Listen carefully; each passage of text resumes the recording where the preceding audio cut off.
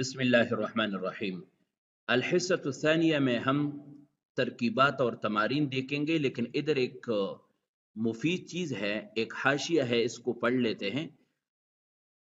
علامات التانیث میں ہم نے کہا کہ التاء المربوطہ المدورہ، کہ آخر میں تاء مربوطہ کا ہونا یہ مؤنث کی علامت ہے۔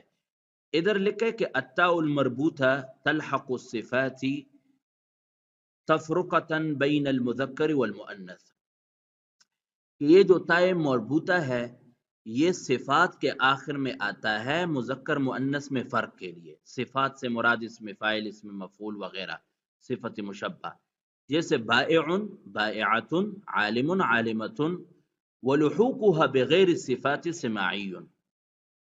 باقی صفات کے آخر میں اس کا تا کا آنا، اس تا کا آنا، یہ سماعی ہے۔ سماعی کا مطلب یہ ہے عربوں سے سنا گیا ہے، اپنے طور پر ہم نہیں لگا سکتے۔ جیسے عرب کہتے تمرتن، غلامتن، حمارتن، تو ایسے یہاں جو تا استعمال ہوا ہے یہ تو صفات نہیں ہے یہ الفاظ، لیکن اس کے آخر میں بھی آیا ہے، یہ سماعی ہے۔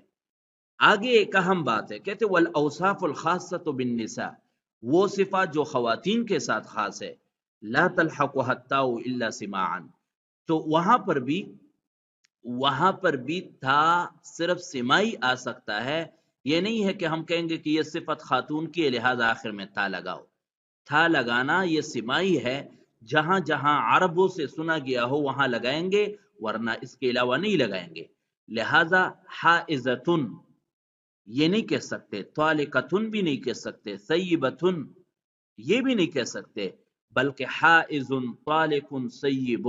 ابھی دیکھو حائز طالق سیب یہی الفاظ استعمال کریں گے، اس کے آخر میں تھا نہیں آئے گا، کیونکہ یہ سماعی ہے، یہ عورت ہی کی صفات ہے، اس میں اس کو مؤنث بنانے کے لیے تا لگانے کی ضرورت نہیں ہے۔ ومثال التاء الملحقہ بصفت خاصہ سماعا، اور باقی اس کی مثال جس میں تھا آخر میں لگایا گیا ہے سماعی طور پر، جیسے مرضعہ ہے، اللہ نے قرآن مجید کے اندر یہاں پر تھا استعمال کیا ہے۔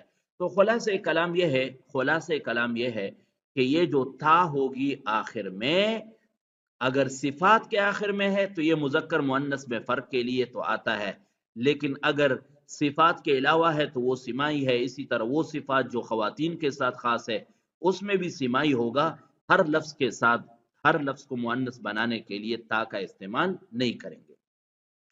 یہ تو ایک فائدہ تھا۔ ابھی آتے ہیں تمارین کی طرف۔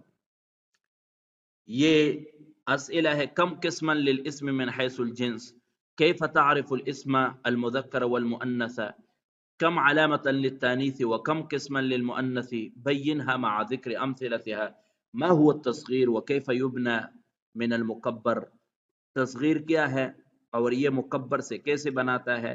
تصغیر یہ پڑھ لیں گے آگے بھی انشاءاللہ۔ اسم تصغیر بنتا ہے اسم مکبر سے، یعنی اسم سے بنتا ہے، پورے اسم سے۔ جیسے مثال رجل ہے تو رجیل، اور جیسے اوپر آپ نے مثال میں پڑھ لیا کہ ارضن ہے تو اریزتن، ٹھیک ہے، یوں بنتا ہے یہ۔ باقی یہاں پر ترکیبات ہیں، میز المؤنث من المذکر بعلاماتہ، مذکر مؤنث کا پہچان کرو اور پھر ترکیب کرے۔ مثال ابھی دیکھو، بقر مذکر مؤنث، مذکر، کیونکہ مؤنث کے علامات میں سے کوئی علامت بھی نہیں۔ احمر مذکر ہے، کیونکہ مؤنث کے علامات میں سے کوئی علامت نہیں۔ لون الجدار احمر، یہ بھی ایسا ہی ہے۔ اور القیامت مؤنث ہے کیونکہ آخر میں تا ہے۔ واقعاتن بھی مؤنث ہے کیونکہ آخر میں تا مدورہ ہے۔ قلم مذکر، قراصۃ مؤنث، فصل مذکر، کبیر مذکر۔ یحییٰ، بتائیے مذکر ہے یا مؤنث ہے؟ یحییٰ، الف مقصورہ ہے آخر میں، ٹھیک ہے۔ اور کم مسرا، الف مقصورہ ہے آخر میں۔ اور مسترۃ مؤنث ہے، حمرا بھی مؤنث ہے۔ تو ایسے موٹے موٹے علامات سے آپ نے پہچاننا ہے کہ کون سا لفظ مؤنث ہے اور کون سا لفظ مذکر ہے۔